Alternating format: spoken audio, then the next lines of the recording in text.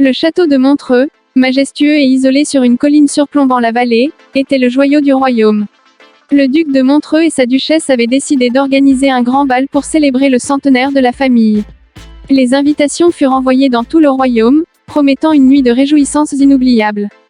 La nuit du bal, le château était illuminé par des milliers de chandelles, et la grande salle de bal résonnait des rires et des musiques joyeuses. Les invités, vêtus de leurs plus beaux atours, dansaient et festoyaient sous les magnifiques lustres de cristal. Tout semblait parfait jusqu'à ce que la comtesse d'Artois, une dame élégante et très respectée, disparaisse mystérieusement au milieu de la fête. Sa disparition passa presque inaperçue dans l'agitation de la soirée, mais bientôt d'autres disparitions suivirent. Un par un, les invités semblaient se volatiliser sans laisser de traces. La panique commença à s'installer lorsque le comte de Roussillon, un homme de grande stature et de réputation, s'évapora sous les yeux ébahis de son entourage. Le duc de Montreux, un homme d'habitude calme et serein, se retrouva submergé par l'inquiétude. Il réunit en urgence les membres de sa famille et les quelques invités restants dans la salle du trône. La peur se lisait sur tous les visages. « Que se passe-t-il ici » demanda la duchesse, la voix tremblante. « Où sont passés nos invités ?»« Je l'ignore, ma chère, » répondit le duc. « Mais nous devons découvrir ce qui se passe avant que tout le monde ne disparaisse. » Parmi les invités, un détective renommé, Monsieur Dupin, proposa son aide pour résoudre ce mystère.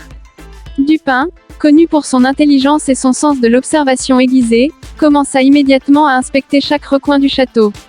Il interrogea les serviteurs, fouilla les chambres et les couloirs, mais ne trouva aucun indice tangible.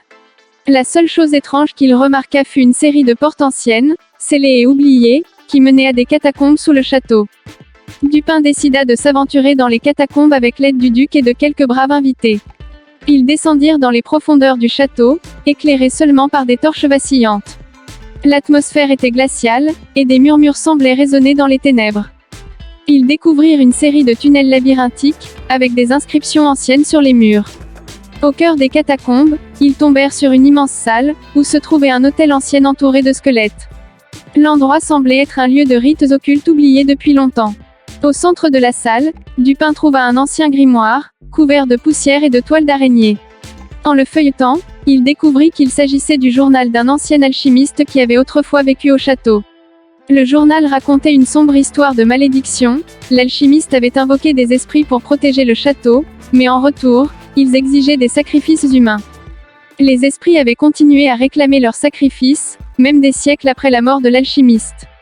Dupin comprit alors que les disparitions des invités étaient le résultat de cette ancienne malédiction.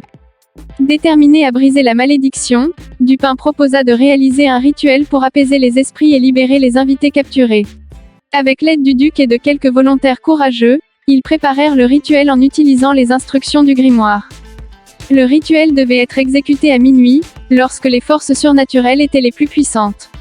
La tension était palpable alors qu'ils plaçaient des offrandes sur l'autel et récitaient les incantations anciennes.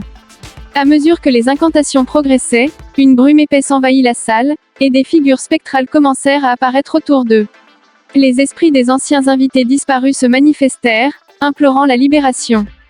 Dupin, avec un calme impressionnant, poursuivit le rituel malgré les cris et les apparitions effrayantes.